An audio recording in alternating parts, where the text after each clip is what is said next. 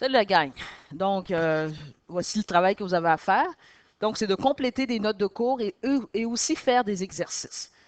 Donc, quand vous avez terminé une partie du travail, vous continuez l'autre partie. Donc, première partie, c'est la rotation et la révolution de la Terre. Donc, si on lit, la rotation de la Terre est un mouvement qui s'effectue en 23 heures et 56 minutes et qui se fait de l'ouest vers l'est. L'angle d'inclinaison de la Terre est de, je pense que tout le monde le sait, 23,5 degrés. L'angle d'inclinaison de la Terre est responsable des saisons et de la longueur du jour dans les pôles. La Terre fait une rotation, donc elle tourne sur elle-même dans le sens contraire des aiguilles d'une montre. La Terre fait une révolution, donc elle tourne autour du Soleil dans le sens contraire des aiguilles d'une montre. Cette révolution dure 365 jours et un quart. Bon, vous pouvez écrire 365,25 jours. Après 4 ans, l'année dure 366 jours, ce qu'on appelle une année bissextile.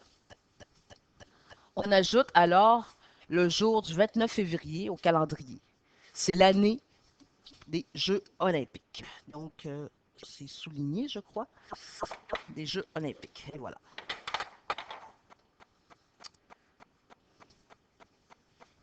Dans l'hémisphère nord, le jour du solstice d'été a lieu le 21 juin. Donc, le jour est plus long que la nuit. Dans le cercle polaire arctique, c'est le jour 24 heures sur 24. Lorsque le jour, c'est le solstice d'été dans l'hémisphère nord, c'est le jour du solstice d'hiver dans le solstice sud. Donc, c'est inversé. Okay? Quand c'est l'hiver dans le nord, ben, c'est l'été dans le sud. Puis ça tombe les mêmes dates, naturellement. Le jour de l'équinoxe du printemps dans l'hémisphère nord est le 21 mars. Le jour de l'équinoxe d'automne dans l'hémisphère nord est le 21 septembre.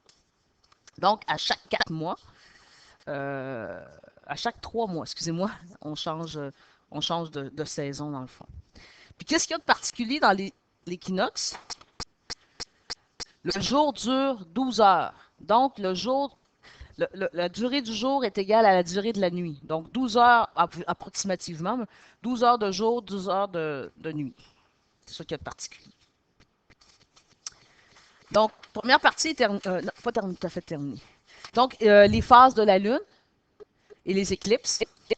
Donc, les phases de la Lune désignent les parties de la Lune éclairées par le Soleil, telles que sont vues de la Terre.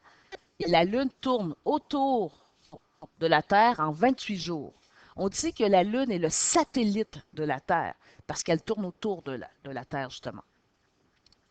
Donc, comme la première partie est terminée, vous pouvez utiliser votre cahier d'activité pour aller compléter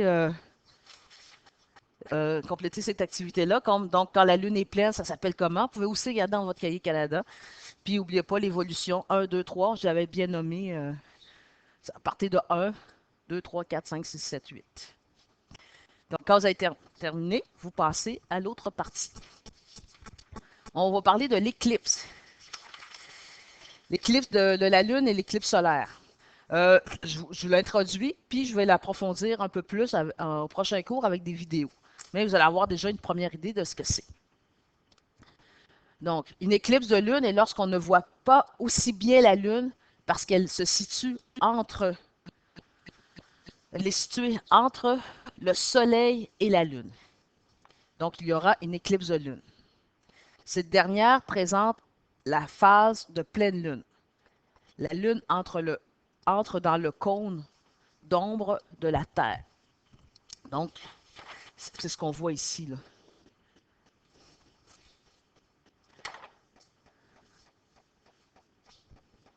Donc, la Terre est entre le Soleil et la Lune. Puis, il y a un petit cône, un petit endroit là, où on verra pas du tout la Lune. La Terre cache alors la lumière du Soleil et la Lune n'est plus éclairée directement. Lorsque la Lune se trouve complètement dans l'ombre de la Terre, il s'agit d'une éclipse totale de la Lune. Donc, dans la partie que j'ai encerclée en vert, on appelle ça une éclipse totale de la Lune. Si la Lune se trouve dans la pénombre ou partiellement dans l'ombre de la Terre, donc ici, là, ou ici, il s'agit d'une éclipse partielle de la Lune. Donc, elle est complète quand elle est dans le cône. Dans le cône.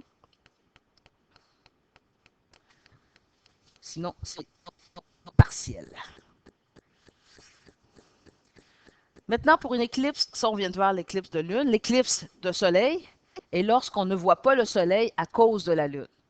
La Lune se situe entre, entre, le, entre le Soleil et la Terre. Il y a une éclipse de Soleil. Une telle éclipse ne peut se produire que lors de la phase de nouvelle Lune. La Terre est atteinte par le cône d'ombre de la Lune.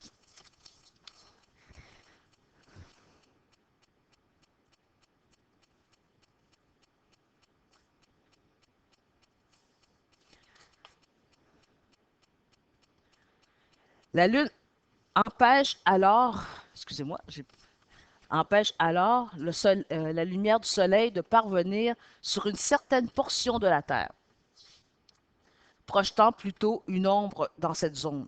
La région de la Terre qui est dans l'ombre de la Lune est plongée dans l'obscurité. Donc, ici, l'ombre de la Lune est juste ici. Vous voyez que la Lune est très petite par rapport à la Terre, donc c'est juste une partie de la Terre qui est qui est dans le noir. Pas toute la Terre, parce que la Lune est très petite. C'est l'éclipse totale. Le Soleil est entièrement caché par la Lune. La région de la Terre qui se situe dans la pénombre, donc dans la pénombre, c'est ici, là, reçoit, reçoit tout de même un peu de lumière. On observe une éclipse partielle dans cette région. Seule une partie du Soleil devient cachée dans l'obscurité. Puis quand il y a une éclipse totale, c'est vraiment, là, on ne reçoit plus de lumière de soleil, donc c'est normal qu'il fasse noir. On ne voit pas l'éclipse complète sur toute la Terre en même temps, ni au même endroit à la fois, parce que la Lune est petite et que son orbite a un angle de 5 degrés par rapport à la Terre. Donc, on va l'approfondir un peu plus en classe. Notre système solaire. Notre système solaire est constitué d'une étoile, qu'on appelle le Soleil, et de 8 planètes, avec leurs satellites, ainsi que d'astéroïdes et de comètes. Petit rappel, le satellite de la Terre, c'est la Lune, parce que la Lune tourne autour de la Terre. Pluton n'est plus considérée comme une planète depuis 2006. Elle fait partie des planètes naines. Donc, il faut avoir une certaine grosseur pour faire partie de la Terre. Pour être considérée comme une planète. Les comètes ne sont visibles que lorsqu'elles se rapprochent du Soleil grâce à leur queue de feu et de poussière. Donc, si vous vous en doutez un peu, ça ressemble à un peu une étoile filante. Au centre du système solaire, le Soleil, le diamètre, donc le Soleil est en plein centre. Le diamètre du Soleil est de 1 400 000 km et sa masse est 700 fois plus grande que celle de toutes les planètes réunies. Ce sont les forces gravitationnelles qui maintiennent les planètes autour du Soleil. Les planètes les plus proches du Soleil sont les planètes telluriques. Donc, les planètes les plus proches du Soleil s'appellent des planètes telluriques. Elles sont petites, rocheuses et denses. Si je pars du Soleil, n'oubliez pas, le Soleil est en plein centre. Je pars de mon Soleil, vous allez avoir Mercure, Vénus, la Terre et Mars. Il existe au-delà de Mars une ceinture astéroïde composée de milliards de corps dont la taille varie de quelques mètres à plusieurs centaines de kilomètres. Ensuite, il y a les planètes géantes. Elles sont peu denses et gazeuses. Nos planètes géantes sont Jupiter, Saturne, Uranus et Neptune. Donc, les planètes sont des astres qui n'émettent pas de lumière. Nous les voyons depuis la Terre car, je vous invite à le souligner, diffusent la lumière de la Terre. Ça veut dire quoi? Pas de la Terre, du Soleil. Ça veut dire qu'elles reflètent la lumière du Soleil. C'est ça que ça veut dire. Et ont un mouvement de révolution autour du Soleil. Tout à l'heure, on a parlé de gravitationnel. Une force gravitationnelle, c'est une force qui nous attire. Okay? Nous, on subit une force gravitationnelle parce que quand on saute, on retombe au sol. Donc, c'est la gravitation qui nous fait retomber, qui nous fait attirer au sol. Si la distance est parfaite, les planètes vont être attirées et repoussées en même temps par le Soleil. Ça fait qu'ils restent sur place, puis ils tournent autour du Soleil. Donc, on a presque terminé. Lis ces renseignements et souligne ce qui te permettra d'identifier les planètes. Donc, ici, pour la Terre possède de l'eau liquide. C'est ça qui va vous permettre de l'identifier. Mars, on l'appelle la planète rouge. Mercure, c'est la planète la plus proche du Soleil.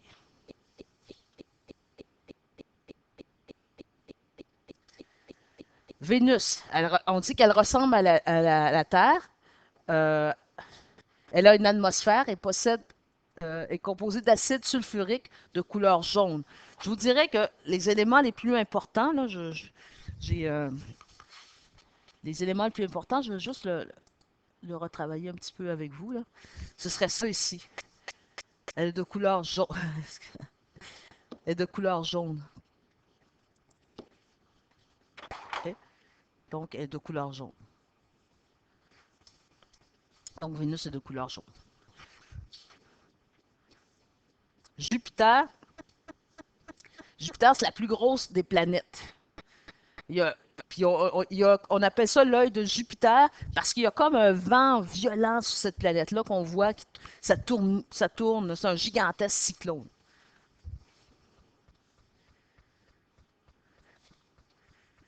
Saturne, on la reconnaît par ses anneaux, les anneaux de Saturne, des anneaux géants. Et Neptune, c'est d'une couleur bleu foncé. Donc, avec ce que je viens de vous donner, vous êtes capable, vous avez une image aussi, vous êtes capable de faire le travail suivant, donc d'aller nommer les planètes. Okay? Donc, juste Jupiter, ça va être lequel? Donc, on regarde, qu'est-ce qu'on avait dit sur Jupiter? Jupiter, on dit que c'est la plus grosse des planètes. Donc, on peut voir ici, là, quand vous regardez votre image, laquelle est la plus grosse des planètes? Donc, ça se voit. Saturne, on a les anneaux de Saturne. Et pour terminer, vous avez la dernière question. Je ne l'ai pas mis dans les notes de cours, mais le reste, vous allez pouvoir le faire. Le numéro 1, quel âge a le système solaire? Elle a 4,5 milliards d'années. Donc, la réponse est. C'est tout.